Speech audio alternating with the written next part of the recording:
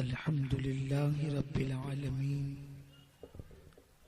والعاقبة للمتقين والصلاة والسلام على سيد الأنبياء والمرسلين وعلى آله وأصحابه الطيبين الطاهرين أما بعد فأعوذ بالله من الشيطان الرجيم بسم الله الرحمن الرحيم إن الأبرار لفي نعيم وإن الفجار لفي جحيم صدق الله العظيم غوث اعظم بمنے بے سرو ساما مددے قبلہ دین مددے کعبہ ایمان مددے بگرداب بلا افتاد کشتی ضعیفانو شکستہ رات و پشتی بحق کے خواجہ عثمان ہارون مدد کن یا معین الدین چشتی مدد کن یا معین الدین چشتی مدد کن یا معین الدین چشتی۔ منبر پر رونق افروز لائق صد احترام برادر ذی وقار نوجوان دلوں کی دھڑکن حضرت مولانا محمد صادق رضوی صاحب رکن مجلس شورا، برادر عزیز عالمی شہرت یافتہ ثنا خوان رسول تالی قرآن حضرت حافظ و قاری محمد ریاض الدین صاحب اشرفی، جملہ احباب علماء کرام حاضرین سنی اجتماع، السلام علیکم ورحمت اللہ وبرکاتہ۔ آئیے ہم اور آپ مل کر انتہائی عقیدت و محبت کے ساتھ اپنے اور ساری کائنات کے مرکز عقیدت انیس سے بے کساں چارہ ساز درد منداں ہم غریبوں کے غم گسار مصطفیٰ جان رحمت آب و گل انبیاء جان و دل اصفیاء دانائے سبل مولائے کل ختم الرسل خسرو خوباں سیاہ لامکاں وجہ کن فکاں در اللہ المکنون سر اللہ المخزون عالم ما کانا وما یکون حضور احمد مجتبی محمد مصطفیٰ ارواحنا فدا صلی اللہ تعالی علیہ وسلم کی بارگاہ بے کس پناہ میں جس طریقے سے میں پڑھاؤں آپ بھی میرے ساتھ مل کر بآواز بلند پڑھیں۔ الصلاۃ والسلام علیک یا رسول اللہ، الصلاۃ والسلام علیک یا نبی اللہ، الصلاۃ والسلام علیک یا حبیب اللہ، وعلی آلک واصحابک یا نور اللہ صلی اللہ تعالی علیہ وسلم۔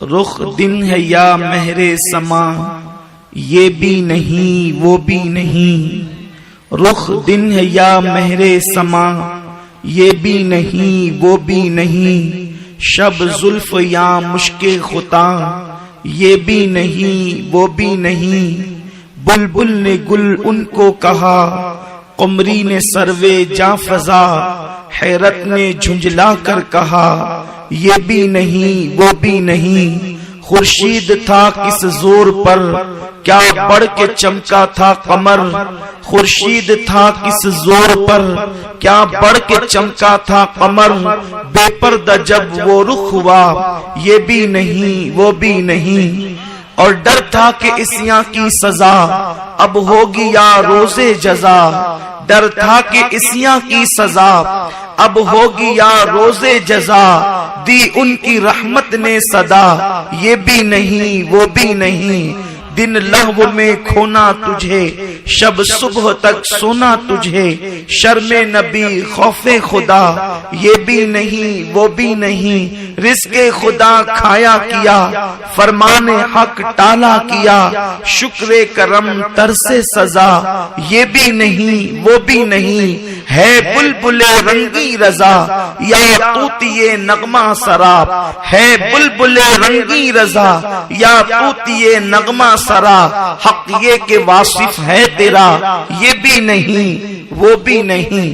میرے پیارے آقا صلی اللہ تعالی علیہ وسلم کے پیارے دیوانوں، آج سفر المظفر کی 26 تاریخ گزری اور 27ویں شب کا آغاز ہوا۔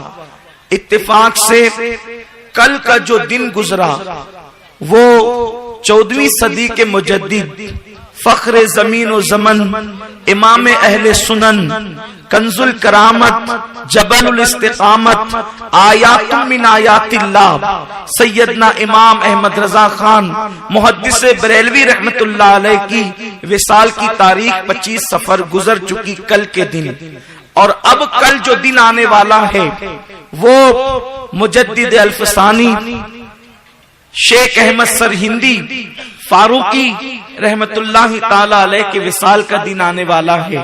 میرے پیارے آقا صلی اللہ تعالی علیہ وسلم کے پیارے دیوانوں، تو آج کی اس محفل کے لیے جس عنوان کا انتخاب کیا گیا ہے وہ ہے امام احمد رضا اور فکر آخرت۔ میرے پیارے آقا صلی اللہ علیہ وسلم کے پیارے دیوانوں، امام اہل سنت سیدی اعلی حضرت امیر المومنین فی الحدیث، امام الفقہاء، سند المحققین، امام المتکلمین، امام احمد رضا خان محدث بریلوی رحمت اللہ تعالی علیہ کو دنیا میں کون نہیں جانتا۔ یہ وہ عبقری شخصیت ہے جس کو اللہ نے 108 علوم و فنون میں مہارت عطا فرمائی۔ یہ وہ عظیم شخصیت ہے جو اپنے وقت کا عظیم سیاست داں ہیں، عظیم سائنس داں ہیں، علم جغرافی کا ماہر، علم ارضیات کا ماہر، علم فلکیات کا ماہر۔ اللہ تبارک و تعالیٰ نے ان کو وہ علوم و فنون عطا فرمائے۔ امام احمد رضا کی عبقری شخصیت کا اندازہ اس بات سے لگایا جا سکتا ہے کہ میرے امام نے حرف دعات پر ایک مستقل رسالہ دنیا کو عطا فرمایا۔ میرے پیارے آقا علیہ السلام کے پیارے دیوانوں، مفید الاطفال پڑھنے والے، معرفت التجوید پڑھنے والے اور اس طرح کی مختلف کتابیں پڑھنے پڑھانے والے اچھی طرح سے جانتے ہیں مالیگاؤں کی سرزمین پر ایک بزرگ شخصیت نے اپنے دور کے اندر ایک کتاب لکھی تجوید پر، اور وہ کتاب اس وقت اس صدی کے اندر جو ہے وہ علم تجوید پر، علم فن قرأت پر سب سے ضخیم کتاب مانی جاتی ہے، جو 2 جلدوں میں لکھی گئی ہے۔ یعنی میرے نعرہ تکبیر، نعرہ رسالت، تشریف درود شریف، اللہم صلی وسلم وبارک علی سیدنا مولانا محمد معدن الجود والکرم والہ الکرام اجمعین، صلاۃ و سلام علیک یا رسول اللہ۔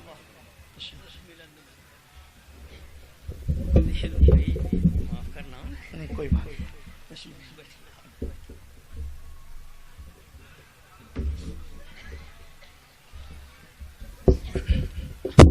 درود شریف پڑھنے آپ، اللہم صلی علی سیدنا مولانا محمد معدن الجود والکرم والہ الکرام اجمعین، صلاۃ و سلام علیک یا رسول اللہ صلی اللہ تعالی علیہ وسلم۔ فن قرأت پر لکھنے والوں نے جو کتابیں لکھی ہے 29 حروف پر، کسی نے 10 پیج لکھی، کسی نے 25 صفحات لکھے، کسی نے 50 صفحات لکھے۔ مفتی اعظم مہاراشٹر قاری محمد حسین اشرفی صاحب جو مالیگاؤں کی سرزمین پر رہا کرتے تھے، انہوں نے 2 جلدیں لکھی۔ اجراء الصبا، اس سلسلے میں قراء حضرات جانتے ہیں، تحسیر الطبا اس نام کی کتاب 2 جلدیں آپ نے لکھی۔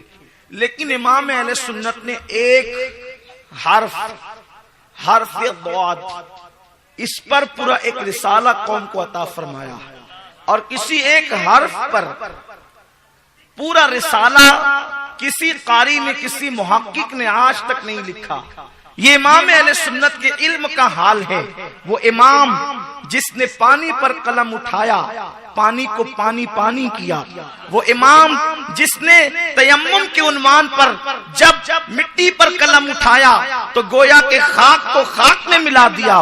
وہ امام جس نے علم نجوم پر قلم اٹھایا تو علم نجوم کو ثریا تک پہنچا دیا۔ وہ امام جس کے قلم کی روشنائی اللہ اکبر گویا کہ کوثر و تسنیم سے دھلی ہوئی تھی، اس امام اہل سنت نے 1200 سے زائد کتابیں اس امت کو عطا فرمائی۔ اور امام اہل سنت رضی اللہ تعالیٰ عنہ کا سب سے بڑا کارنامہ یہ ہے کہ اردو زبان میں صحیح طور پر ترجمہ اس امت کے پاس ہند پاک کی سرزمین پر اردو طبقے کے پاس موجود نہیں تھا، اس لیے کہ جو تراجم ہندوستان کے اندر موجود تھے اس وقت تو ہندوستان غیر منقسم ہندوستان تھا۔ اللہ اکبر، بر صغیر میں اردو زبان میں جو تراجم لوگوں کے پاس موجود تھے ان ترجموں کا حال یہ تھا کہ اردو زبان میں جب ترجمہ کیا گیا تو عربی کو اردو کا لباس پہناتے ہوئے لوگوں کو یوں ٹھوکر لگی۔ کسی نے ترجمہ کرتے ہوئے اللہ کو ٹھٹا کرنے والا لکھا، اللہ کو مذاق کرنے والا لکھا، اللہ کو مکر کرنے والا لکھا، اللہ کو دھوکہ دینے والا لکھا۔ حضور صدر الشریعہ بدر الطریقہ مولانا امجد علی رحمت اللہ تعالی علیہ امام اہل سنت کی بارگاہ میں گئے اور عرض کیا، امام اردو زبان کے اندر جو تراجم ہیں لوگ پڑھ کر کے گمراہ ہوتے ہیں، اس لیے کہ اس میں کہیں اللہ کو ٹھٹا کرنے والا، کہیں مذاق کرنے والا، کہیں دھوکہ دینے والا، کہیں مکر کرنے والا، الگ الگ انداز سے گالیاں دی گئی ہے اور وہ بھی قرآن کے ترجمے کے نام پہ دی گئی ہے۔ اگر اردو زبان میں ترجمہ آپ قوم کو عطا فرما دیں تو آپ کا بڑا احسان ہوگا۔ اہل سنت کے امام نے کہا، میرے پاس وقت نہیں، البتہ میں دوپہر میں تھوڑی دیر کے لیے قیلولہ کر لیا کرتا ہوں، اس وقت آپ آ جایا کریں تو میں تمہیں لکھا دیا کروں گا، تم آیتیں پڑھنا اور میں ترجمہ تمہیں لکھا دیا کروں گا۔ علماء موجود ہے، قرآن کا ترجمہ آسان نہیں، اس لیے کہ قرآن مقدس کو صرف اس کا ترجمہ کرنے کے لیے 54 علوم میں مہارت حاصل کرنا ضروری ہے، اس لیے کہ قرآن کے اندر لفظ تقوی آیا ہے اور یہ تقوی الگ الگ معنی میں آیا ہے۔ کوئی یہ نہ سمجھے کہ عربی زبان پڑھ کر، عربی اسپیکنگ پڑھ کر کوئی قرآن کا ترجمہ کر سکتا ہے، نہیں نہیں، قرآن مقدس ایک تقوی کو کئی معنی میں بیان کرتا ہے۔ میرے پیارے آقا علیہ السلام کے پیارے دیوانوں، قرآن مقدس کی اللہ اکبر الفاظ کا حال ہی جدا ہے، آپ اس سے اندازہ کر سکتے ہیں۔ لوگ غالب کی شاعری کی بات کرتے ہیں، دنیا کے اندر غالب وہ شاعر ہے اردو زبان کے اندر کہ اللہ اکبر جس نے ایسی شاعری کی ہے، کسی شاعر نے سپاری پر کبھی شعر نہیں کہا، لیکن غالب اس شاعر کا نام ہے۔ غالب کو کہا گیا، غالب آپ خود کہتے ہیں کہ یوں تو دنیا میں ہے سخنور بہت اچھے، مگر غالب کا ہے انداز بیان اور آپ کو اپنی شاعری پہ ناز ہے، یہ سپاری کا ٹکڑا ہے، اس پر فل بدی اشعار کہہ دے تو مان جائیں۔ دنیا نے دیکھا علم و ادب کا وہ تاجدار مرزا اسد اللہ غالب نے سپاری پر فل بدی اللہ اکبر 2 درجن سے زیادہ اشعار کہے، اتنا اللہ اکبر وہ ماہر لسانیات کا اللہ اکبر وہ شاعر اور ادیب تھا جسے دنیا غالب کہتی ہے۔ لیکن غالب کے شعر کی تشریح کرتے ہوئے کوئی کہتا ہے تو الگ کہتا ہے، دوسرا کہتا ہے تو الگ کہتا ہے، تیسرا کہتا ہے تو الگ کہتا ہے۔ آپ اندازہ کریں جب غالب کے شعر کے اتنے مطلب ہو سکتے ہیں تو غالب تو مخلوق ہے، جب مخلوق کے کلام کا اندازہ ہے، جب مخلوق کے کلام کے معنی کا اندازہ ہے تو خالق کے کلام کا اندازہ کوئی کر سکتا ہے۔ میرے پیارے آقا علیہ السلام کے پیارے دیوانوں، وہی کلام خدا بندی ہے۔ عرب کے شعراء، عرب کے بڑے بڑے دانشور، عرب کے بڑے بڑے خطیب و ادیب جب میرے آقا کے سامنے آئے اور انہوں نے اپنی شاعری کے ناز و نخرے دکھائے تو مصطفیٰ کریم نے ان کو جواب کچھ نہیں دیا،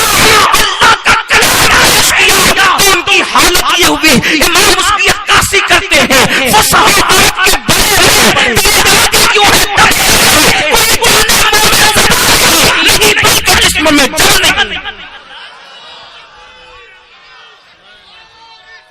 قرآن کو سن کر وہ ایسے ہو گئے جیسے منہ میں زبان نہیں، بلکہ ایسے بھی نہیں جسم میں جان۔ جس کے منہ میں زبان ہوتی ہے وہ اشارے کنائے سے تو بات کرتا ہے، منہ میں زبان نہ ہو تو، لیکن جس کے جسم میں جان ہی نہ ہو تو وہ کچھ بھی نہیں بول سکتا۔ تو قرآن کی تاثیر کے سامنے لوگ یوں ہوئے۔ امام اہل سنت کی بارگاہ میں قرآن کے ترجمے کی گزارش کی گئی تو امام نے فرمایا کہ لولا کے وقت آیا کرنا، آیت پڑھنا، میں ترجمہ بتا دوں گا۔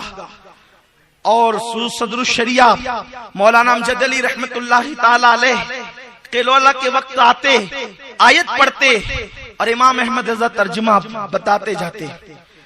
حضور صدر الشریعہ کہتے ہیں ترجمہ تو ہم لکھ لیتے، بعد میں تفاسیر سے جا کر کے ملاتے، تو جو امام نے کہا تھا وہی ترجمہ ہوتا۔ یہ امام احمد رضا کے علم کا حال ہے۔ مولانا عبدالکریم پاریخ یہ بھی اپنے وقت کا بڑا مفسر ہے، لیکن یہ دوسری جماعت کا آدمی ہے۔ انہوں نے اپنی ایک تقریر میں کہا کہ مولانا احمد رضا صاحب نے، مولانا عبدالکریم پاریخ کہتے ہیں کہ ترجمہ قرآن میں نے بھی کیا، تفسیر کی میں نے بڑی خدمت کی، قرآن کی بڑی خدمت کی، لیکن جب میں مولانا کے ترجمے کو پڑھتا ہوں، وہ کہتے ہیں عبدالکریم پاریخ صاحب کہ مولانا احمد رضا کے ترجمے کو میں نے پڑھا تو ترجمہ پڑھنے کے بعد مجھے اندازہ ہوا کہ گویا کہ اللہ نے امام احمد رضا کے دل پر الہام فرمایا تھا، اور امام احمد رضا کا ترجمہ کنز الایمان یہ صرف قلم کا کرشمہ نہیں بلکہ یہ دل کی رانائیوں کا نتیجہ ہے، اور اللہ نے ترجمہ ان کے دل پر القاء فرمایا۔ بلکہ پاریخ صاحب یہ تک کہتے نظر آتے اپنی تقریر میں کہ مجھے اندازہ ہوا کہ اگر اردو زبان میں قرآن نازل ہوتا تو کنز الایمان کا جو ترجمہ کیا گیا ہے ایسا لگتا ہے کہ اس کے مطابق نازل ہوتا۔ یہ عبدالکریم پاریخ صاحب کا کہنا ہے۔ میرے پیارے آقا علیہ السلام کے پیارے دیوانوں، تو میں عرض یہ کر رہا تھا، امام اہل سنت سیدی اعلیٰ حضرت امام احمد رضا خان محدث بریلوی رحمت اللہ تعالی علیہ کی شان یہ ہے، 108 علوم و فنون میں اللہ نے ان کو مہارت عطا فرمائی۔ وہ اپنے وقت کے منصور، وہ اپنے وقت کے صوفی، وہ اپنے وقت کے سرمست، وہ اپنے وقت کے علوم و فنون کے ماہر۔ امام احمد رضا کے پاس اللہ نے بہت سارے علوم و فنون عطا فرمائے تھے، بلکہ اللہ اکبر مکہ المکرمہ کے مفتی اعظم کہتے ہیں کہ مجھے یوں لگا کہ اللہ قادر و قیوم ہے، اگر وہ چاہے تو کسی ایک ذات کے اندر بہت ساری خوبیاں پیدا کر دے، اکثر خوبیاں پیدا کر دے، اور وہ اپنے دور میں اللہ نے امام احمد رضا کے دل میں پیدا فرما دی تھی، ان کی ذات کے اندر پیدا فرما دی تھی۔ یہ مکے کا مفتی اعظم کہہ رہا ہے۔ امام اہل سنت رضی اللہ تعالیٰ کی بہت ساری خصوصیات ہے، اس پر آپ سنتے رہتے ہیں۔ آپ کو بتاؤں امام اہل سنت نے آج سے 1 صدی پہلے امت کو تجارتی قانون عطا فرمایا کہ مسلمان تجارت میں کیسے ترقی کرے۔ اس پر آپ نے پورا رسالہ لکھا، تدبیر فلاح نجات و اصلاح۔ اس میں امام نے 4 نکات امت مسلمہ کو عطا فرمائے کہ اگر لوگ اس پر عمل کریں گے تو دنیا کی سب سے زیادہ تجارت میں ترقی یافتہ قوم مسلم ہوگی۔ لیکن اس رسالے پر توجہ نہیں دی گئی۔ میں کہتا ہوں قوم کے ہر دانشور سے کہ اس رسالے کی طرف توجہ کرے۔ آج کل لوگ کہتے ہیں کہ امام احمد رضا اس ذات کا نام ہے جس نے کفر کی مشین گن چلائی اور لوگوں کو کافر بنایا۔ میرے آقا علیہ السلام کے دیوانوں، یہ امام احمد رضا پہ ظلم ہے۔ امام احمد رضا نے پانی کا مسئلہ پوچھا گیا تو خود فتویٰ دیا بحیثیت مفتی، تیمم کا مسئلہ پوچھا گیا بحیثیت مفتی خود فتویٰ دیا، تجارت کا مسئلہ پوچھا گیا بحیثیت مفتی خود فتویٰ دیا۔ لیکن جب کافروں کے لیے کفر کے متعلق سوال ہوا، گستاخوں کے کفر کے متعلق سوال ہوا، تو اپنے وقت کا مفتی اعظم عالم فتویٰ نہیں دیتا بلکہ خود مستفتی بن جاتا ہے اور علماء عرب کی بارگاہ میں خود سوال لے کر کے حاضر ہوتا ہے کہ یہ کفر کا معاملہ ہے، فتویٰ میں نہیں دوں گا۔ امام احمد رضا نے فتویٰ دینے میں، خاص طور پہ کفر کا فتویٰ دینے میں اتنی احتیاط برتی کہ فتاوی رضویہ میں آپ خود بیان فرماتے ہیں کہ اگر کسی کا ایک قول اللہ اکبر 99 جہد کفر کی طرف لے جاتا ہے اور ایک جہد ایمان کی طرف لے جاتا ہے تو مفتی کو چاہیے کہ وہ ایمان کا پہلو اختیار کرے، کفر کی طرف نہ جائے، بچانے کی کوشش کرے، اس لیے کہ اسلام مغلوب ہونے کے لیے نہیں آیا۔ هو الذی ارسل رسولہ بالہدی ودین الحق لیظہرہ علی الدین کلہ ولو کرہ المشرکون، کہ یہ دین غلبے کے لیے آیا ہے۔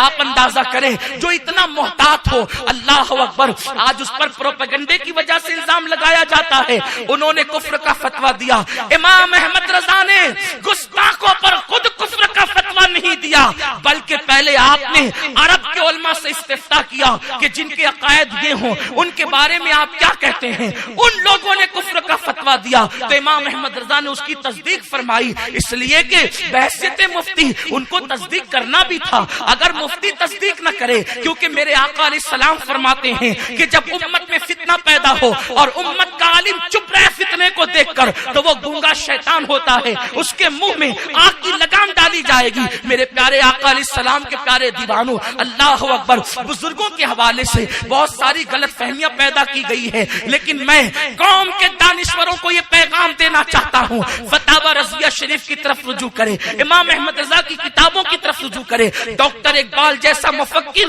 اعلیٰ حضرت کے فتاووں کو دیکھ کر کہتے ہیں کہ میں نے مولانا احمد رضا کے فتاوے پڑھے تو پڑھنے کے بعد اس نتیجے پر پہنچا کہ مولانا نے پوری زندگی اپنے کسی فتوے سے رجوع نہیں کیا۔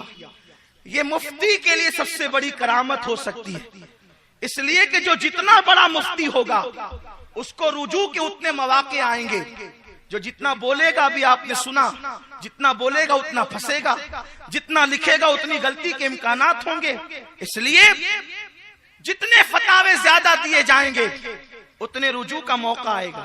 لیکن ڈاکٹر اقبال کی رائے یہ ہے کہ میں نے فتاوی رضویہ پڑھا، مولانا نے اپنی پوری زندگی میں کسی فتوے سے کبھی رجوع نہیں کیا۔ اس کی وجہ یہ ہے کہ مولانا جب بھی کسی رائے کو قائم کرنا چاہتے ہیں پہلے خوب اس کو پرکھ لیتے ہیں اور دلیل کی روشنی میں سمجھ لیتے ہیں، اس کے بعد رائے قائم کرتے ہیں۔ اسی لیے مولانا کو کبھی فتوے سے رجوع کرنے کی ضرورت پیش نہیں آئی، یہ ڈاکٹر اقبال کہہ رہے ہیں اور فرماتے ہیں اگر اعلیٰ حضرت امام احمد رضا امام اعظم کے دور میں ہوتے تو امام اعظم کو ان کو دیکھ کر ان کی آنکھیں ٹھنڈی ہوتی اور امام اعظم امام احمد رضا کو صف اول کے شاگردوں میں جگہ عطا فرماتے۔ یہ ڈاکٹر اقبال جیسے مفکر کا کہنا ہے۔ میرے پیارے آقا علیہ السلام کے پیارے دیوانوں، یہاں اتنا وقت نہیں کہ میں ان ساری چیزوں پہ گفتگو کروں، لیکن امام احمد رضا میں جہاں بہت ساری چیزیں ہیں وہاں پر ایک اللہ کے ولی میں جو صفت ہونی چاہیے، ایک مومن کامل میں فکر آخرت۔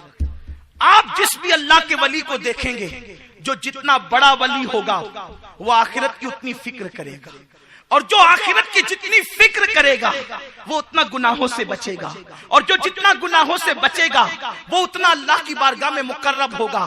اس لیے کہ کثرت نیکی کی بنیاد پر کوئی صرف متقی نہیں کہلاتا، بلکہ کثرت سے گناہ سے بچنے کی بنیاد پر کوئی متقی کہلاتا ہے۔ اس لیے کہ قرآن کہتا ہے ان اکرمکم عند اللہ اتقاکم، کہ تم میں اللہ کے نزدیک عزت والا وہ ہے، سب سے زیادہ عزت والا وہ ہے جو اللہ سے سب سے زیادہ ڈرنے والا ہے۔ تو جو اللہ سے جتنا ڈرے گا وہ اتنا گناہوں سے بچے گا۔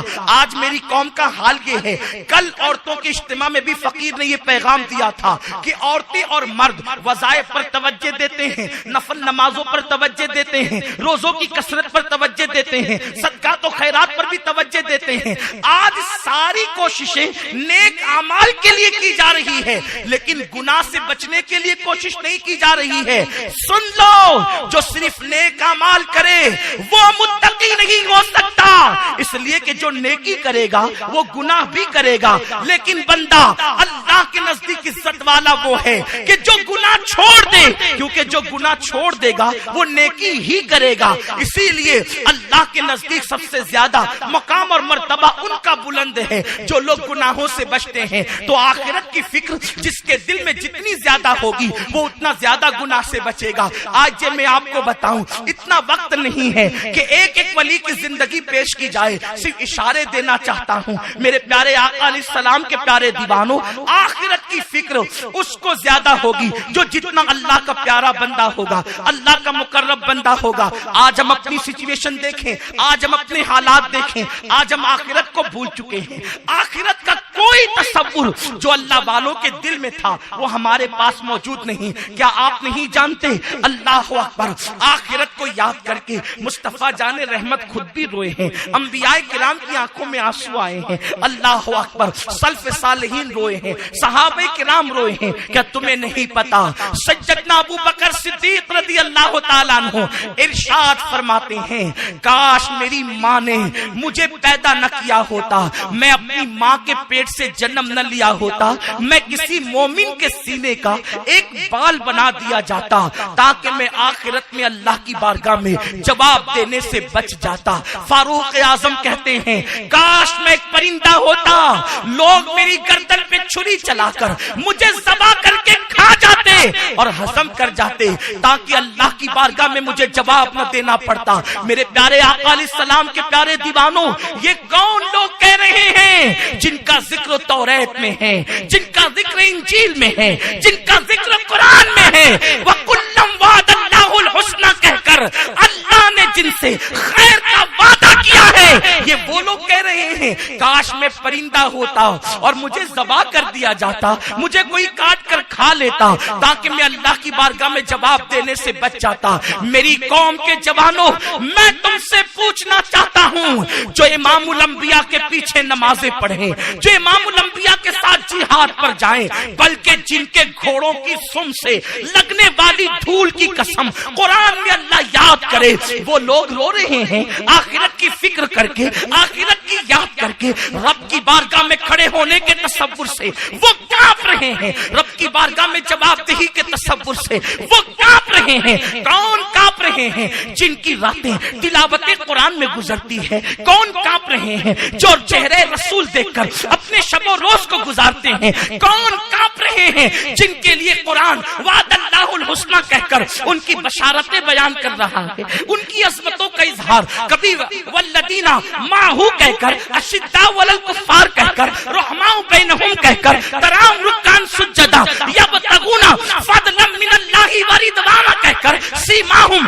فی وجوہہم من اثر السجود کہہ کر, اللہ اکبر, ان کی فضیلت قرآن بیان کرے, ان کے خطبے قرآن پڑھے, ان کی عظمت قرآن بیان کرے. امام الانبیاء جس کے لیے کہے میرے بعد کوئی نبی ہوتا وہ عمر ابن خطاب ہوتا, وہ امام الانبیاء جس کے لیے کہے کہ اللہ اکبر, معراج میں میرے خدا نے جس انداز سے مجھ سے بات کی وہ آواز ابو بکر صدیق کی آواز تھی. آپ اندازہ تو کریں, اذن منی یا حبیب جس انداز سے پکارا گیا وہ ابو بکر کی آواز میں پکارا گیا, جس کی آواز اللہ اکبر خدا کو اتنی بھاتی ہو کہ محبوب کو اذن منی کہے تو ابو بکر کے انداز میں کہیں. لیکن اللہ اکبر, وہ لوگ آخرت کو یاد کر کے رو رہے ہیں, لیکن اس قوم کو کیا ہو گیا جو شراب کی اڈوں پر اپنی راتوں کو گزارتے ہیں, جو موبائل پر گیم کھیل کر اپنے دن کو ضائع کرتے ہیں, جن کا حال یہ ہے جنہوں نے عورتوں پہ بد نظری کی اور اپنی آخرت کو تباہ کیا, انہیں آخرت کی فکر تک نہیں, رب کی بارگاہ میں کھڑے ہونے کا تصور تک نہیں.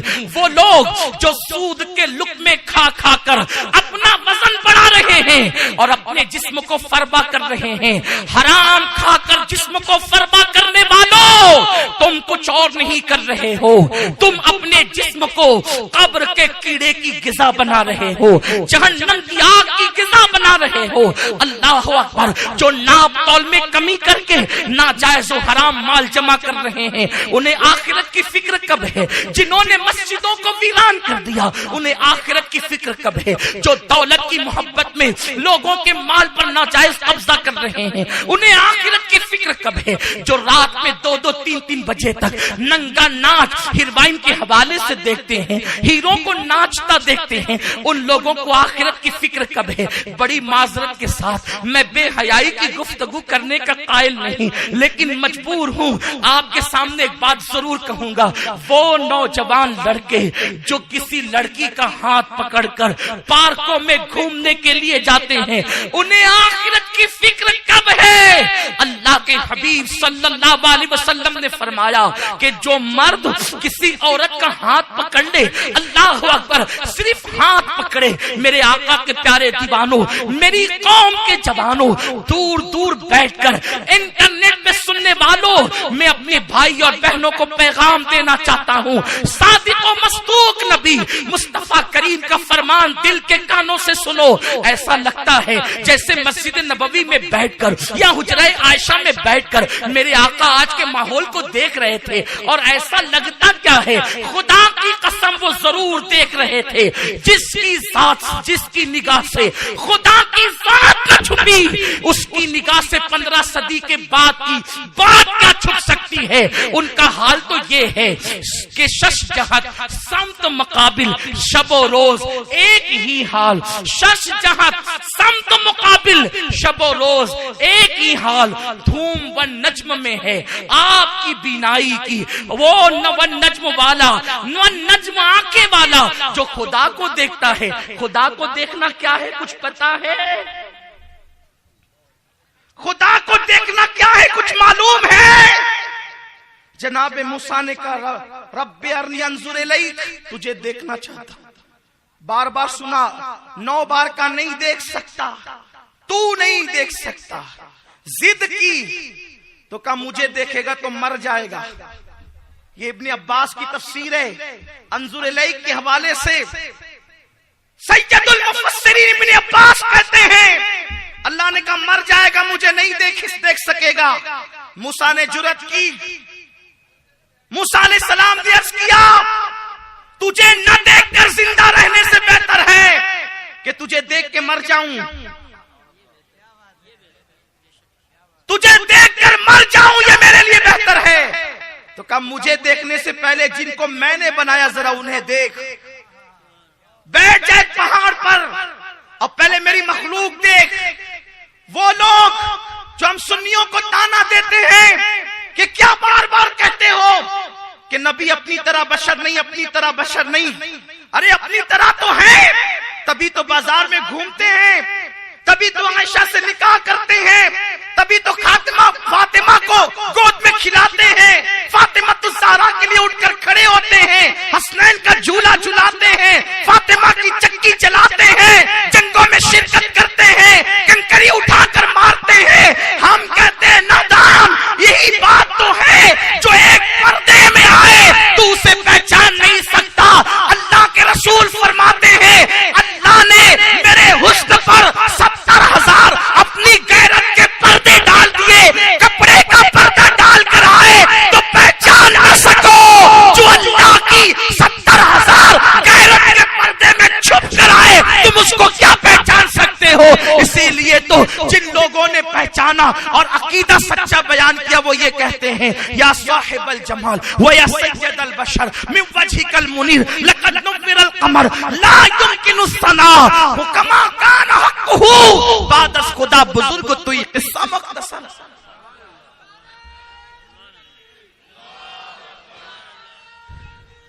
میں اپنے جوانوں سے کہنا چاہتا ہوں اپنی طرح نہیں بلکہ وہ موسیٰ کی طرح بھی نہیں۔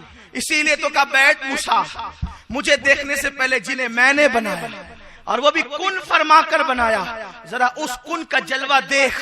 پہلے آسمان کے فرشتوں کا نکل آؤ، پہلے آسمان کے فرشتے اس طرح آئے جیسے بجلی کڑکتی ہے ویسے وہ ذکر کر رہے تھے۔ حضرت موسیٰ ڈر گئے، پیچھے کو ہٹ گئے مخلوق دیکھ کر۔ توجہ فرمائیں، مخلوق دیکھ کر موسیٰ علیہ السلام ہیبت میں پڑے۔ دوسرے آسمان کے فرشتے اس طرح گزرے کہ ان کے منہ سے آگ کے شعلے نکل رہے تھے، وہ اللہ کا ذکر کر رہے تھے۔ حضرت موسیٰ نے سینہ تھام لیا اور رونے لگے، یا اللہ تو نے سچ کہا، تیرا وعدہ سچا، تیرا فرمان سچا، مجھے دیکھے گا تو مر جائے گا۔ مخلوق کا یہ حال ہے، اس کی ہیبت کا یہ حال ہے۔ حضرت موسیٰ علیہ السلام نے سینہ تھام لیا، اس کے بعد تیسرے آسمان کے فرشتوں کو کہا تم بھی آؤ، تو ان کے سر آگ کے تھے اور ان کے بدن برف کے تھے۔ اب حضرت موسیٰ نے دیکھا تو سینہ پھٹنے لگا، عرض کی مولا میں تجھ سے معافی چاہتا ہوں، میں نے یہ سوال ہی کیوں کیا کہ تجھے دیکھنا چاہتا ہوں۔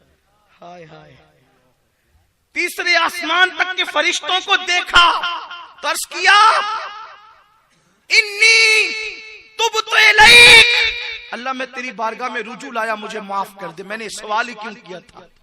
توجہ فرمائیے، موسیٰ ہے، یہ جناب موسیٰ ہے، یہ جناب موسیٰ ہے جو کہتے ہیں تجھے دیکھنا چاہتا ہوں، جواب آیا نہیں دیکھ سکتا، اور اس کے بعد تیسری آسمان کی مخلوق دکھائی تو جناب موسیٰ کہتے ہیں میرا سینہ پھٹنے لگا اور میں نے عرض کی مجھے معاف کر دے، اور اس کے بعد پھر کہا کہ ذرا اور بھی دیکھ لے، تو جناب جبریل آئے، عرض کیا موسیٰ صبر کریں اور دیکھ تو لیں۔ حضرت موسیٰ نے کہا تاب نہیں دیکھنے کی، تو عرض کیا جب ان کو نہیں دیکھ سکتے جن کو بنایا اس قہار و جبار نے، اس کو کیسے دیکھ سکتے ہیں، اس کو کیسے دیکھ سکتے ہیں؟ لیکن یہ تمہارا اور میرا نبی ہے، یہ تمہارا اور میرا نبی ہے، ہمارے آقا ہیں، قربان جائیں۔ پہلے آسمان پر گئے، فرشتوں کو دیکھا، مسکراتے ہوئے نکل پڑے، دوسروں کو، دوسرے آسمان والوں کو دیکھا، مسکراتے ہوئے نکل پڑے، حتیٰ کہ 7ویں آسمان تک گئے، عرش تک گئے۔ یہ عرش کیا ہے؟ جبریل اور میکائیل کہتے ہیں اللہ نے جس دن سے عرش بنایا، رہتے اتنے قریب میں ہے لیکن خدا کی ہیبت کی وجہ سے کبھی عرش کی طرف نظر اٹھا کر نہ دیکھی۔ میکائیل اور اسرائیل اور اسرافیل وہ ہیں جو نظر اٹھا کے عرش کو نہ دیکھے۔ آمینہ کا لال وہ ہے جو اپنے قدموں کو عرش پر رکھے۔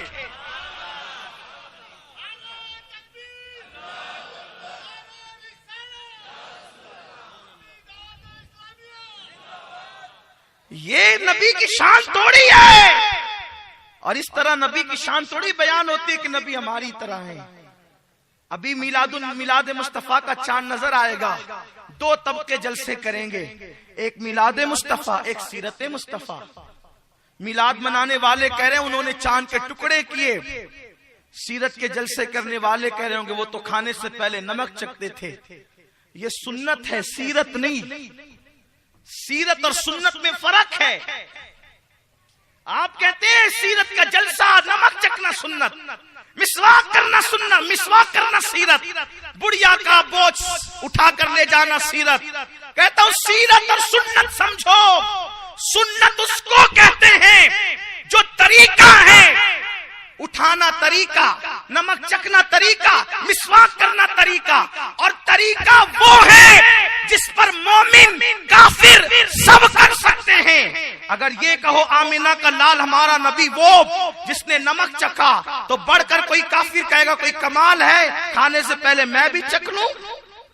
اگر انہوں نے ایک بوٹ چکھا ہے تو میں 2-4 کھڑے نگل سکتا ہوں۔ یہ بھی کوئی سیرت ہوئی؟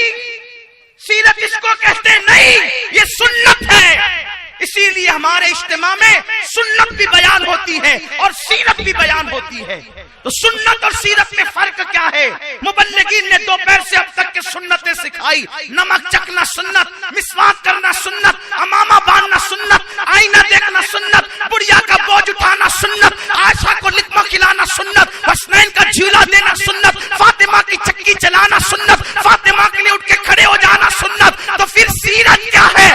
اب سیرت کا عنوان آتا ہے جان کے ٹکڑے اشارے سے کر دینا، یہ سیرت ہے۔ سورج کو پلٹا دینا سیرت ہے۔ یہاں حلیمہ کی بکری کے پیچھے تم زمین پر دیکھتے ہو، عرش پر جبریل کے آگے آگے یہ مصطفیٰ کی سیرت ہے۔ اور یہ وہ ہے جہاں کسی کی رسائی نہیں۔ اسی لیے اہل سنت کا امام کہتا ہے سر عرش پر ہے تیری گزر، دل فرش پر ہے تیری نظر، ملکوت و ملک میں کوئی شے نہیں وہ جو تجھ پہ آیا نہیں، وہی لا مکان کے مکی ہوئے، سر عرش تخت نشی ہوئے۔ یہ نبی ہے جن کے ہیں یہ مکان، وہ خدا ہے جس کا مکان نہیں۔ خدا کو دیکھا، موسیٰ تو مخلوق کو دیکھ کے دل پکڑ لیے، اور جب تجلی کی 70,000 پردوں کے پیچھے تو زمین پر آ پڑے۔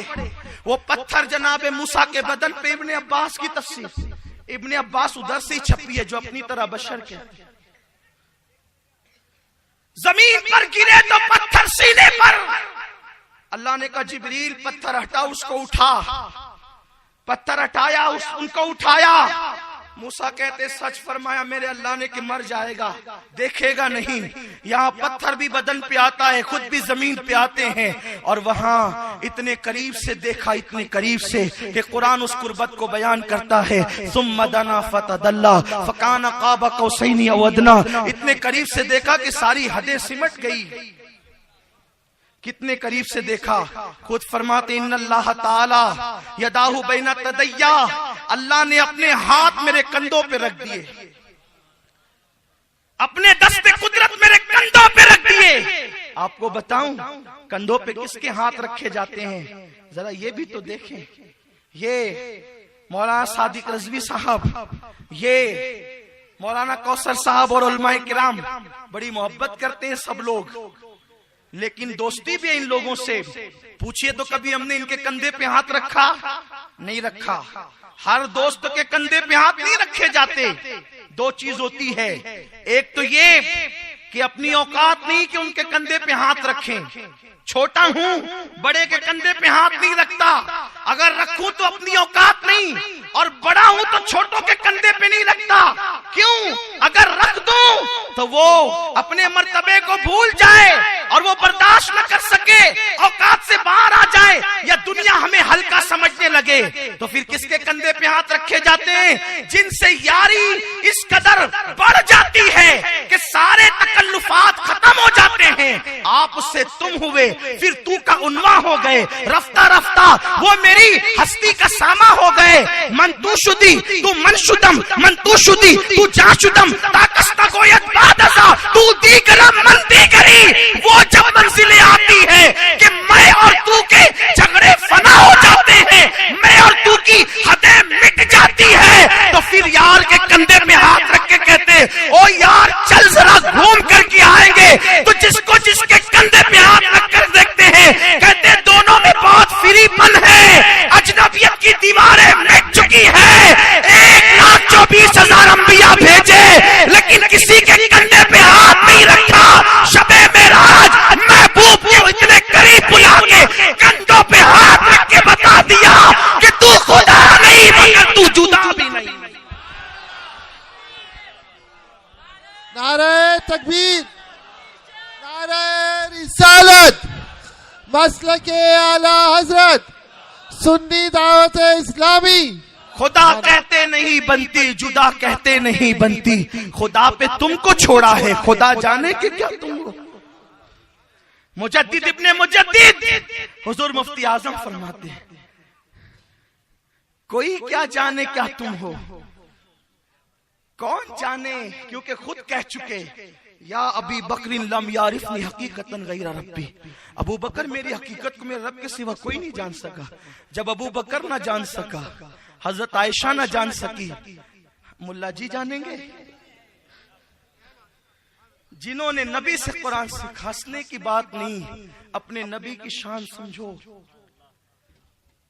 جو تمہاری تباہی کا اصل سبب ہے وہ یہ ہے کہ تم نے سب کو پہچانا، اس کو نہیں پہچان رہے ہو جو تمہارا دین ہے۔ اس لیے کہ دین اصل کیا ہے؟ ڈاکٹر اقبال کہتے بمصطفیٰ برساں خیش راہ کے دی ہما اوست، اگر بہو نہ رسیدی تمام بولا بیست۔ یہ تو انہوں نے فارسی میں کہا، اعلیٰ حضرت نے اس کو اردو میں کہا اللہ کی سرتاب قدم شان ہے یہ، انسان نہیں انسان وہ انسان ہے یہ۔ قرآن تو ایمان بتاتا ہے انہیں، ایمان یہ کہتا ہے میری جان ہے یہ، جان ایمان ہے۔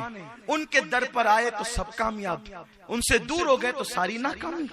اس لیے یاد رکھنا، حضور نے اللہ کو دیکھا، بات یہی چل رہی تھی، تو حضور علیہ السلام گویا کہ حجرہ عائشہ سے بیٹھ کر 15ویں صدی کا منظر دیکھ، 15ویں صدی کیا ہر صدی ہاتھ باندھے کھڑی ہے، ان کے سامنے حال بے حال ہے، مستقبل بھی دست بستہ ہے اور ماضی بھی رانائیوں کی خیرات لے رہا ہے۔ سارے زمانے ان کے سامنے اپنے گھٹنوں کو طے کیے ہوئے، اور وہ تو وہ ہیں، غوث پاک فرماتے ہیں میرے غوث ہم قادریوں کے پیر، سرکار غوث العظم دستگیر کہتے ہیں کوئی چاند نیا اس وقت تک طلوع نہیں ہوتا جب تک کہ وہ مجھ سے اجازت نہیں لیتا۔ یا رسول اللہ جب آپ کے بیٹے کی یہ شان ہے تو آپ کی شان کا عالم کیا؟ غوث العظم ہے اس کا نام جو نبی کی نالین سر پہ رکھتا ہے. تو نالین برداروں کی یہ شان ہے تو اس آقا کونین کی شان کیا ہوگی.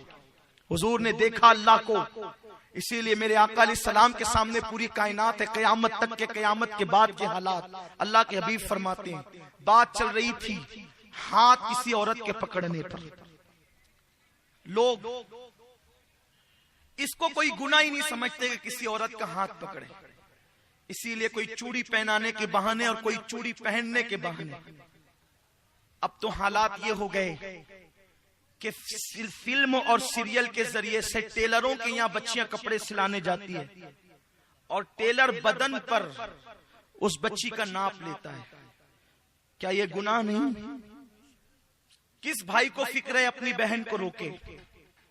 کس شوہر کو فکر ہے اپنی بیوی کو روکے؟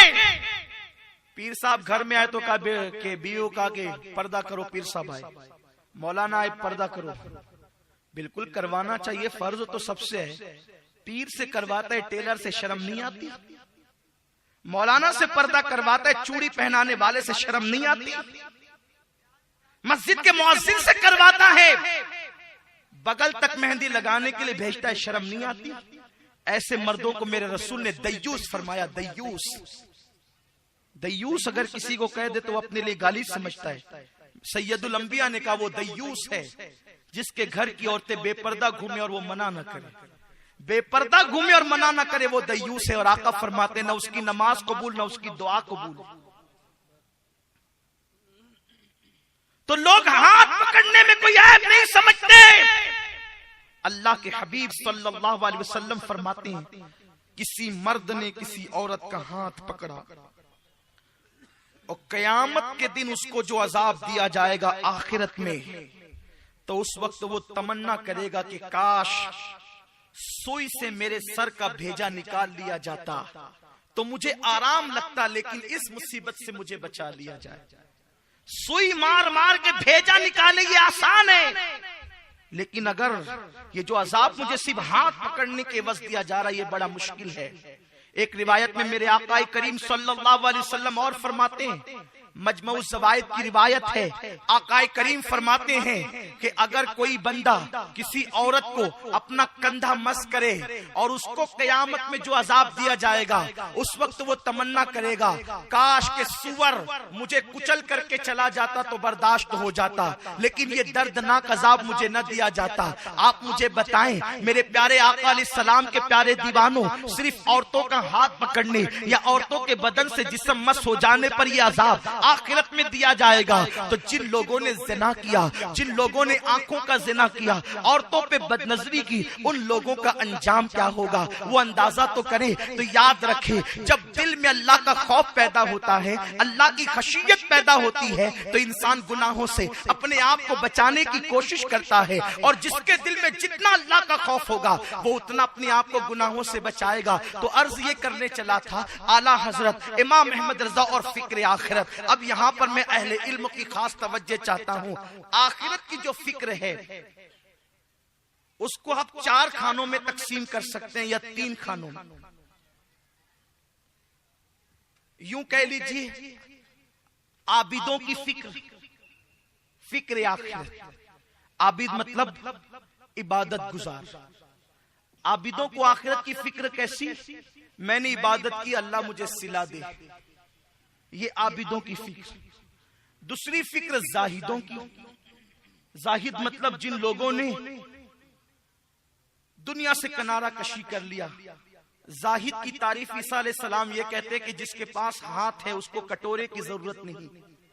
ہاتھ والا کٹورا رکھے تو بھی وہ زاہد نہیں کہلاتا ہے نا, اس کو زاہد کہتے ہیں. زاہدوں کی فکر آخرت یہ ہے کہ اللہ مجھے عبادت کے بدلے میں حور و قصور دے. اور غافلوں کی فکر آخرت یہ ہے جو ہوگا دیکھا جائے. اور عاشقوں کی فکر آخرت یہ ہے کہ اپنی کوئی تمنا ہی نہیں, جو محبوب کو منظور وہ ہم کو منظور. اعلیٰ حضرت کے یہاں عابدوں کی, زاہدوں کی اور عاشقوں کی تینوں فکریں سمٹ آتی ہے. وہ اعلیٰ حضرت کے پاس تصور آخرت. وہ کیسے دیکھے آپ.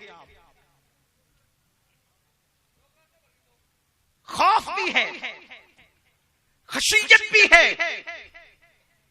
سرکار غوث الاعظم دستگیر کے متعلق شیخ سعدی شیرازی نے نہیں کہا کہ میں نے دیکھا کہ مطاف میں ایک بندہ پتھر پہ سر رکھ کر کے رو رہا ہے, اور اس نے اس کے بعد غلاف کعبہ پکڑا اور کعبے کا غلاف پکڑ کے دعا کی, اللہ میرے نامہ اعمال اگر تیری بارگاہ میں قبولیت کے قابل نہیں تو تو مجھے آخرت میں اندھا اٹھانا تاکہ تیری بارگاہ میں شرمندگی سے بچ جاؤں.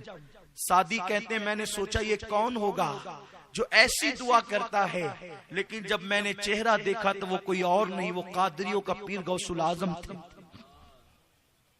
یہ اللہ والوں کی فکر ہے. امام احمد رضا کو وہی تصور ملا. عابدوں کی, زاہدوں کی, عاشقوں کی تینوں فکر کو جمع کریں.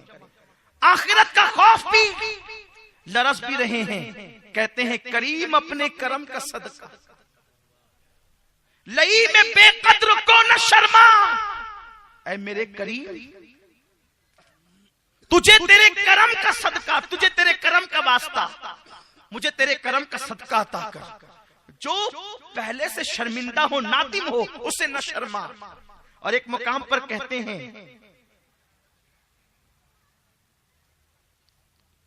کہ اللہ تو احمد رضا سے حساب لے گا, میں تجھے کیسے حساب دوں, میں تجھے کیسے جواب دوں گا. ڈر رہے ہیں, خوف کر رہے ہیں, خشیت سے لرز رہے ہیں. ایک مقام پر کہتے ہیں سب سے چھپ کے کیے, اوروں سے چھپ کے کیے جس کے گناہ وہ خبردار ہے کیا ہونا. کہیں پر ڈر رہے ہیں, راہ پرخار ہے کیا ہونا ہے, پاؤں افگار ہے کیا ہونا ہے. ڈر رہے ہیں کل وہاں دید کا دن, آج یہاں آنکھ بیکار ہے کیا ہونا ہے. دور جانا ہے رہا دن تھوڑا, کوچ تیار ہے کیا ہونا ہے. دل ہمیں تم سے لگانا ہی نہ تھا, اب سفر بار ہے کیا ہونا ہے. دیکھ رہے کتنا پانی ہو رہا ہے, لرز رہے ہیں, آہے کر رہے ہیں. کہیں کہتے ہیں اے شافع امم شہزی جاہ لے خبر, للہ لے خبر, میری للہ لے خبر. کئی لرزتے ہوئے کہہ رہے ہیں یا الہی ہر جگہ تیری عطا کا ساتھ ہو, جب پڑے مشکل شہ مشکل کشا کا ساتھ ہو. یا الہی بھول جائیں نزا کی تکلیف کو, شادی دیدار حسن مصطفیٰ کا ساتھ ہو. کئی کہتے ہیں یا الہی گرمی محشر سے جب بھڑکے بدن دامن محبوب کی ٹھنڈی ہوا کا ساتھ ہو. دیکھا یہ فکر آخرت, ایک وقت وہ آئے گا کہ اللہ اکبر, آج جو سورج چمک رہا ہے چوتھے آسمان پر چمک رہا ہے اور پیٹ کی طرف سے چمک رہا ہے, لیکن جسے ہم یوم آخرت کہتے ہیں, یوم الفضا, یوم الجزا کہتے ہیں, اس دن کا حال یہ ہوگا کہ انسان کے سر اور سورج کے درمیان اللہ اکبر صرف ایک ہاتھ کا فاصلہ ہوگا. آسمان سے گویا کہ سورج شعلے اگل رہا ہوگا, زمین آگ برسا رہی ہوگی. اس وقت لوگوں کا جسم جو ہے گرمی محشر سے بھڑک اٹھے گا. آج مئی کی گرمی ہو, لوگ ہائے ہائے کرتے ہیں, لوگ اش اش کرتے ہیں, لیکن اللہ اکبر جب قیامت کے دن کی گرمی ہوگی, سورج اور انسان کے سر کے درمیان ایک ہاتھ کا فاصلہ ہوگا, لوگوں کے بدن گرمی محشر سے بھڑکیں گے. امام اہل سنت کہتے ہیں یا اللہ جب گرمی محشر سے لوگوں کے بدن بھڑکے, اس وقت احمد رضا کی ایک تمنا ہے کہ مجھے میرے محبوب کے دامن کی ٹھنڈی ہوا عطا کرنا. پھر کبھی کہتے ہیں یا الہی جب زبانیں باہر آئے پیاس سے, صاحب کوثر شہ جود و عطا کا ساتھ ہو, گرمی محشر سے ایسی پیاس لگے گی کہ لوگوں کے سینے پر اللہ اکبر زبان لٹک رہی ہوگی. امام کہتے ہیں اس وقت مجھے ساقی کوثر کی ضرورت ہوگی, صاحب کوثر کی ضرورت ہوگی. اور ایک مقام پر خود کہتے ہیں اسی مناجات کے اندر کہ اللہ اکبر کہتے ہیں یا الہی رنگ لائیں جب میری بے باکیاں. آج انسان دوستوں کی محفل میں بیٹھ کر رنگریلیوں کی گفتگو کرتا ہے, دیوار شکن کہنے لگتے ہیں کس لڑکی کے ساتھ کیا کیا، کس لڑکے کے ساتھ کیا، کہاں تنہائی میں کیا کیا، کب کیا کیا، سب ایک دوسرے کو شیئر کیا جاتا ہے. گندی گندی باتیں بھی کہی جاتی ہے. کون ہے دوست؟ ہے دوست تو ہوتے ہی یہ سب سننے کے لیے ہے، لیکن وہ دوست صرف نہیں، کرامن کاتبین بھی تمہارے ساتھ ہے. جو تم کہتے ہو لکھا جا رہا ہے. یہی وجہ تو ہے ایک مرتبہ فاروق اعظم کی بغل میں کوئی زخم آ گیا. لوگوں نے پوچھا بیمار ہو گیا، کیا ہوا؟ فرماتے ہیں ہاتھ کے نیچے زخم ہو گیا ہے، فنسی ہو گئی ہے. تو لوگوں نے کہا ہاتھ کے نیچے اتنی لمبی بات کیوں کرتے ہیں، بغل میں سیدھا سیدھا کہہ دیں. تو فرماتے ہیں جو تم کہہ رہے ہو نا ہاتھ کے نیچے کے حصے کو یعنی بغل، وہ کہتے ہوئے شرم آتی ہے، کیونکہ میں نے اپنے نبی سے سنا ہے جو کہتے ہو لکھا جا رہا ہے، اور قیامت کے دن وہ لکھا ہوا تمہارے ہاتھ میں ہوگا، خدا کا سامنا ہوگا، اور اللہ فرمائے گا اقرا کتابک. جو بقا تھا اب ذرا پڑھ کے بھی سنا. سوچو 20 کی داستان آج ساتھیوں سے بیان کرتے ہیں، زنا کی داستان ساتھیوں سے فاخرانہ انداز میں بیان کرتے ہیں. دوستوں کے سرکل میں کون سی بات نہیں ہوتی، لیکن یہ سب لکھا جا رہا ہے. آج دوستوں کے سامنے کہنے کی جرت ہے، اللہ کے سامنے بھی کہہ سکو گے؟ یہ گندی گندی ماں بہن کی گالیاں جس کا ذکر آپ ابھی سن رہے تھے، کہ یہ بھی پڑھ کے سنا سکو گے؟ اپنے پیر کے سامنے جو بات نہیں سنا سکتے وہ خدا کے سامنے سناؤ گے، رب کریم کے سامنے سناؤ گے؟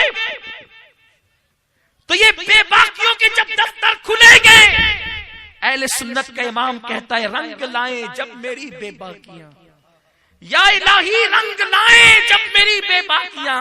یہ یہاں کی بے باکیاں جو منہ میں آتا ہے کہہ رہے ہیں. انہوں نے تو اپنے حوالے سے کہا، لیکن وہ تو بڑے نیک، انہوں نے اپنی ساری زندگی کہا ہی کیا، جس کی زندگی کا مقصد وقف مصطفیٰ ہو. جو خود کہتا ہے دہن میں زبان تمہارے لیے، بدن میں ہے جان تمہارے لیے، ہم آئے یہاں تمہارے لیے، اٹھے بھی وہاں تمہارے لیے. حضرت بیدم شبارسی اسی کو تو کہتے ہیں عدم سے لائی ہے ہستی میں آرزوئے رسول، کہاں کہاں لیے پھرتی ہے جستجوئے رسول. یا الہی رنگ لائے جب میری بے باکیاں، ان کی نیچی نیچی نظروں کی حیا کا ساتھ. یہاں ڈاکٹر اقبال کا ایک شعر یاد آتا، اس کا ترجمہ کرتا ہوں، فارسی شعر. کہتے اللہ مجھ سے قیامت میں حساب نہ لینا. توجہ کرے، میں نے بڑے جرائم کیے، بے حیائیاں کی، مجھ سے حساب نہ لینا، تیرے سامنے کیا عرض کروں گا. اور اگر تو حساب لینا ہی چاہے پھر میں منع کب کر سکتا؟ تو اللہ ہے، ہم بندے ہیں. اگر حساب لینا ہی چاہے تو پھر ایک عرض ہے تجھ سے کہ مولا جب حساب لینا تو میرے محبوب مصطفیٰ سے میرے اعمال کو چھپا کر لینا. کیوں؟ اس لیے کہ میرا حبیب بڑا با حیا ہے. میری بے حیائی کی باتیں اگر ان کے سامنے کھلے گی تو مجھے اچھا نہیں لگے گا. اس لیے اگر حساب لینا ہی ہو تجھے تو میرے محبوب سے چھپا کر کے لینا. لیکن وہ محبوب کتنا با حیا ہے، جتنا بڑا با حیا ہے اتنا کریم بھی ہے. اسی لیے تو استاذ زمن کہتے ہیں آج جو عیب کسی پر نہیں کھلنے دیتے، کب وہ چاہیں گے میری حشر میں رسوائی ہو. تو اعلیٰ حضرت کے یہاں خوف بھی ہے، خوف بھی ہے. کہتے ہیں نا ڈر تھا کیسیاں کی سزا، اب ہوگی یا روزے جزا. ڈر بھی رہے ہیں، کتنا خوف ہے. کہیں پر کہتے ہیں بچا لو آ کر میرے پیمبر، کھڑے ہیں منکر نکیر سر پر، نہ کوئی حامی نہ کوئی یاور. بچا لو آ کر میرے پیمبر کہ سخت مشکل جواب میں ہے. خوف بھی کہتے ہیں اندھیرا گھر اکیلی جان، دم گھٹتا دل اکتاتا، خدا کو یاد کر پیارے وہ ساعت آنے والی. جو قبر ہے وہ اندھیروں کا گھر ہے، جان اکیلی ہے، وہاں تو دم گھٹنا ہے، دل اکتانا ہے. یہاں تو اکیلے رہتے ہیں تو بور ہو جاتے ہیں. بور ہی ہوتا ہے نا انسان اکیلے میں، لیکن وہاں بھی تو اکیلے رہنا ہے. خدا کو یاد کر پیارے، وہ ساتھ آنے والی ہے، وہ وقت آئے گا. اللہ اکبر. دنیا کی رنگریلیوں میں ڈوبنے والوں وہ وقت آئے گا. یہ عابدوں کا زاہدوں کا تصور ہے. لیکن اب آئیے اعلیٰ حضرت جہاں عابد و زاہد کا تصور پیش کرتے ہیں، عابدان جاہل نہیں، زاہدان خشک نہیں ہے اعلیٰ حضرت. زاہدان خشک میں سے نہیں ہے اعلیٰ حضرت، بلکہ وہ عاشق بھی ہے. اب عاشق کا تصور کیا ہے؟ میں اکیلا تھوڑی ہوں، میرا کوئی ہے. اپنے اعمال کو دیکھتا ہوں تو ڈرتا ہوں، لیکن جب اپنا وکیل دیکھتا ہوں تو بے فکر ہو جاتا ہوں. اسی لیے تو امام کہتے ہیں، اب دیکھیں ذرا عشق کا تصور کیا ہے. کہتے ہیں چور حاکم سے چھپا کرتے ہیں، یا اس کے خلاف تیرے دامن میں چھپے چور انوکھا تیرا. مفت پالا تھا کبھی کام کی عادت نہ ہوئی، اب عمل پوچھتے ہیں ہائے نکما تیرا.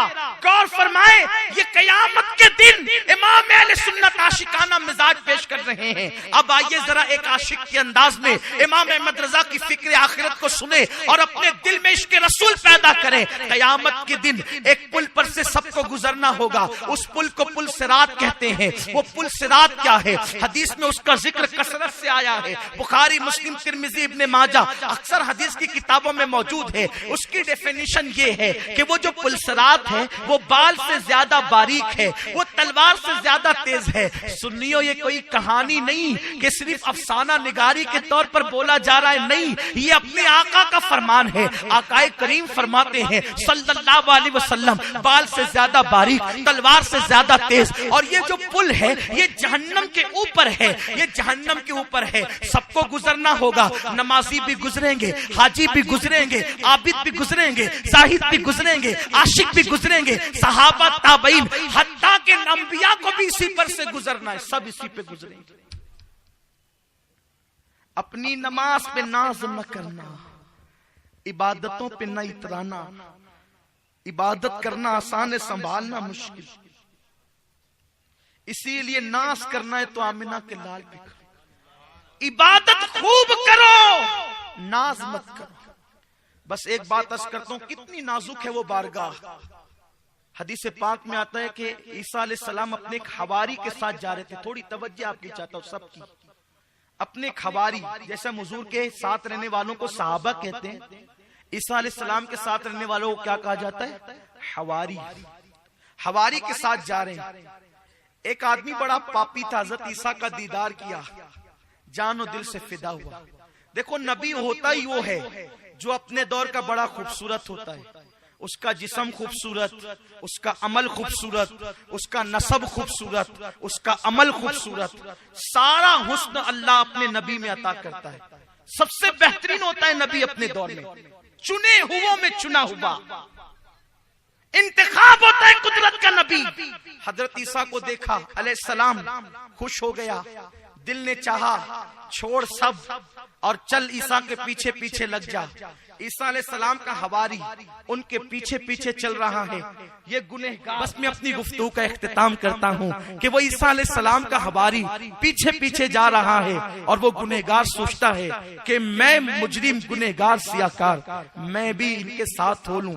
وہ بھی پیچھے چلنے لگا تو جو حواری پیچھے چل رہا تھا اس نے سوچا اتنا بڑا پاپی میرے ساتھ چل رہا ہے، تو اس نے اور آگے ہو گیا عیسیٰ علیہ السلام کے قریب. اور یہ اپنے آپ کو پاپی سمجھ کر پیچھے ہو گیا. وہ اپنے آپ کو نیک سمجھ کر آگے ہوا اور یہ پاپی سمجھ کر پیچھے ہوا. اللہ نے حضرت عیسیٰ پر وحی نازل فرمائی، عیسیٰ یہ اپنے آپ کو نیک سمجھ کر تکبر سے آگے ہو گیا تیرے قریب اور وہ عاجزی سے پیچھے ہو گیا. اللہ نے دونوں کے اعمال کو ختم کر دیا ہے. اب دونوں سے کہو کہ دونوں برابر ہے، دونوں نئے سرے سے عمل کرے. اس کی نیکیاں ختم ہو گئی، اس کے گناہ ختم ہو گئے. تو عمل کتنی نازک شے ہے، کتنی نازک چیز ہے.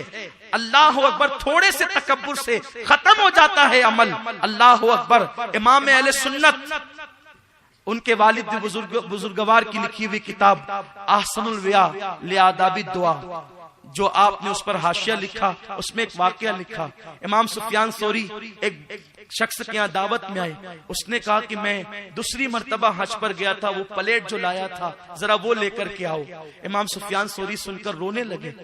اس نے پوچھا آپ کیوں اتنا رو رہے؟ آپ فرماتے ہیں اللہ نے تیرے دونوں حج قبول کر لیے تھے، لیکن جب تو نے مجھے بتانے کے لیے کہ تو ڈبل حاجی ہے اظہار کیا اپنے حج کا، تو تیرے مقبول حج کو اللہ نے مردود کر دیا۔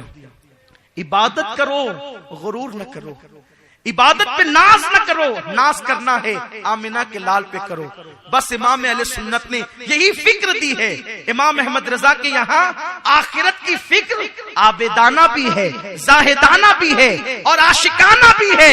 اسی لیے تو امام احمد رضا یوں عاشقانہ فکر پیش کرتے ہیں کہ وہ پل صراط جو جہنم کے اوپر ہے، جس کا ذکر ابھی کر رہا تھا، لوگ اس پہ سے گزریں گے تو اعمال کے سبب لوگ لڑک لڑک کر گریں گے۔ لوگ پل سے گزرتے ہیں تو کتنا سنبھل کر ڈرائیونگ کرتے ہیں، گاڑیاں چلاتے، پل سے ٹرین گزرتی ہے تو لوگ کان پر ہاتھ رکھ لیتے ہیں، جو بال سے زیادہ باریک اور تلوار سے زیادہ تیز ہے اس پر سے لوگ کیسے گزریں گے؟ تو امام اہل سنت پہلے تو کہتے ہیں اہل صراط روح امی کو خبر کریں، جاتی ہے امت نبوی فرش پر کریں۔ وہ وعدہ یاد دلایا جائے جبریل کو، اور اے صراط پہ کھڑے ہوئے ڈیوٹی لگانے والے فرشتوں، جبریل سے کہو کہ جو عرضی پیش کی تھی امت محمدیہ کے گزرنے کا وقت آ گیا، پل صراط پہ پر بچھاؤ تاکہ امت نبوی گزر جائے۔ لیکن جب جبریل سے کہا تو فوراً عشق کو جھنجھوڑتا ہے۔ احمد رضا تیرا حبیب کیا جبریل سے بڑا نہیں؟ اور جبریل کو پر بچھانے کی بات کرتا ہے تو جب عشق کو جھنجھوڑتا ہے تو پھر فوراً کہتے ہیں پل سے اتارو، راہ گزر کو خبر نہ ہو، جبریل پر بچھائے تو پر کو خبر نہ ہو۔ احسان جبریل بھی اپنی جگہ ہے۔ حضور کی بارگاہ میں عرض کریں یا رسول اللہ پل سے ایسا گزارے کہ گزرنے والے کو خبر نہ ہو، اور جبریل پر بچھائے تو پر کو خبر نہ ہو۔ اور کہتے ہیں لوگ پل صراط سے ڈرے سہمے گزریں گے، لیکن عاشقوں کا حال کیا ہوگا؟ کہتے ہیں رضا پل سے اب وجد کرتے گزریے کہ ہے رب سلیم صدائے محمد۔ امام عشق و محبت نے ہمیں یہی پیغام عطا کیا، لیکن یہ عاشقوں کا انداز ہے۔ یاد رکھیں دنیا کے عاشق بننے والے دھوکہ کھاتے ہیں، جو ان کا عاشق بن جائے وہ کبھی ناکام نہیں ہوتا۔ اسی لیے تو غالب نے غالباً سب سے دل لگایا ہوگا، حالانکہ غالب کے سیرت نگاروں نے لکھا کہ غالب کی شاعری اور اقبال کی شاعری اور میر کی شاعری میں عورت کا ذکر نہیں، لیکن بہرحال کہیں نہ کہیں کسی محبوب کو تو ضرور پیش کیا ان لوگوں نے۔ تو غالب محبوبوں سے دھوکہ کھا کر کے کہتے ہیں جس کو ہو جان و دل عزیز اس کی گلی میں جائے کیوں؟ یعنی اتنا دھوکہ کھایا ہے سب سے، اب حیران ہے کہ اگر جان و دل عزیز ہے تو اس محبوب کی گلی میں کیوں جائیں اگر جان و دل عزیز ہے۔ لیکن امام احمد رضا کہتے ہیں دنیا کے محبوبوں سے پیار کرو گے، ٹھوکریں کھاؤ گے، دھوکہ کھاؤ گے تو یہی کہو گے جس کو ہو جان دل عزیز اس کی گلی میں جائے کیوں۔ لیکن جو مدینے والے سے پیار کرے گا تو وہ گلی میں جانے کے لیے نہیں ڈرے گا، بلکہ وہ تو یہ کہے گا کہ فرقے گلی گلی تباہ، ٹھوکریں سب کی کھائیں کیوں، اور دل کو جو عقل دے خدا تیری گلی سے جائے اس کی گلی میں جائے کیوں، یہ نہیں کہے گا بلکہ تیری گلی سے جائے کیوں۔ یہ امام احمد رضا نے تصور پیش کیا ہے تاکہ ہم اپنے رشتے کو مضبوط کریں۔ اور امام احمد رضا کی شاعری کے اندر امام نے وہ گل کھلائے ہیں کہ وہاں عشق بھی ہے، خوف بھی ہے، خشیت بھی ہے، تصور آخرت بھی ہے، قبر کی وحشتیں بھی ہیں، حضور کے جمال کا ذکر بھی ہے۔ میرے امام نے سب کچھ پیش کیا ہے۔ ضرورت ہے ہم امام اہل سنت کی فکر کو پڑھیں اور اس طرف آگے بڑھیں۔ اللہ تبارک و تعالی ہم سب کو عمل کی توفیق عطا فرمائے۔ بہت زیادہ گفتگو بے ادبی سے قریب ہے، اس لیے کہ ہمارے سامنے وہ ہستیاں موجود ہیں کہ جن کے خطابات کو سن کر لوگ خطیب بنے ہیں، اس لیے میں بہت زیادہ گفتگو نہ کرتے ہوئے گفتگو کا اختتام ان جملوں پہ کرتا ہوں کہ میری گفتگو میں اگر کوئی غلطی ہو گئی ہو اللہ اپنے حبیب پاک صاحب الاولاق صلی اللہ علیہ وسلم کے صدقہ طفیل معاف فرمائے۔ استغفر اللہ ربی من کل ذنب واتوب الیہ۔ اور آپ حضرات کے لیے खुशखबरी कि अल्हम्दुलिल्लाह अहमद नगर में एक तवील अरसे से सुन्नी दावत इस्लामी का काम जारी है। बेफज़लिल्लाह ताला आप अपनी निगाहों से देख रहे हैं। अब एक खुशखबरी ये है कि सुन्नी दावत इस्लामी ने एक फैसला ये किया है, क्योंकि हमारे कायदे मोहतरम हुजूर अमीर सुन्नी दावत इस्लामी ने एक प्लान बनाया कि पूरे मुल्क हिंदुस्तान में 111 अदारे कायम करेंगे, मदारिस, और अल्हम्दुलिल्लाह 50 से जायद अदारे कायम हो चुके हैं। इन इदारों के जरिए आलिम, हाफिज, कारी, मुफ्ती बनाया जा रहा है। अब अल्हम्दुलिल्लाह ये तारीखी शहर भी महरूम नहीं रहेगा। एक नए इदारे का काम अनकरीब शुरू हुआ चाहता है। इस सरजमीन पर अल्हम्दुलिल्लाह जमीन हासिल कर ली है सुन्नी दावत इस्लामी के अहबाब ने। मैं इस बात पर जनाब सैयद आबिद रजा साहब जो हमारे अहमदनगर शाख के निगरां हैं, और एजाज भाई और उनके दीगर रफ़का, सबके नाम मुझे याद नहीं है, मैं सबको मुबारकबाद पेश करता हूँ। बहुत बड़े काम का आगाज वो कर रहे हैं। अहले सुन्नत का एक किला तामीर कर रहे हैं। जमीन हासिल कर ली गई है। तामीरी काम इंशाअल्लाह जल्द से जल्द शुरू किया जाएगा, और इंशाअल्लाह तबारक व तआला हुजूर अमीर सुन्नी दावत इस्लामी की क़यादत में इदारा आगे बढ़ेगा। आप दुआ भी करें और आप ताउन भी करें, इसलिए कि जो भी काम होता है वो आपके ताउन से होता है। अगर आप ताउन करेंगे इंशाअल्लाह ताला तो ये काम जो सालों में होने वाला महीनों में होगा, महीनों में होने वाला हफ्तों में होगा। उम्मीद है आपने हमेशा हमें मोहब्बतों से नवाजा है, आप हमें इस मर्तबा भी मोहब्बतों से नवाजेंगे। और अहमद नगर के और कुर्ब जवार के तमाम उलमाए किराम, अइम्मा इज़ाम का मैं तहे दिल से मशकूर हूँ कि इज्तिमा की कामयाबी के लिए जहाँ हमारे मुबल्लिगिन ने कोशिशें की, वहीं पर हमारे अइम्मा, हमारे उलमा, सरमायादार और तमाम हमारी अवाम का भी ताउन शामिल हाल रहा, जब जाकर की इतनी अच्छी महफिल सजी। अल्लाह सबको बेहतर सिलाता फरमाए। काम वो ले लीजिए तुमको जो राजी करे, ठीक होना में रजा तुम पे करो। रिसालत के परवानों हर सनीचर को बाद नमाज इशा सुन्नी दावत इस्लामी के आलमी मरकज इस्माइल हबीब मस्जिद में सुन्नी इज्तिमा होता है। तो आप हजरात पाबंदी के साथ इसमें शिरकत फरमाएं। सुन्नी दावत इस्लामी की वेबसाइट sunnidawatislamI.net पर विजिट करें और बहुत सारी दीनी मालूमात हासिल करें।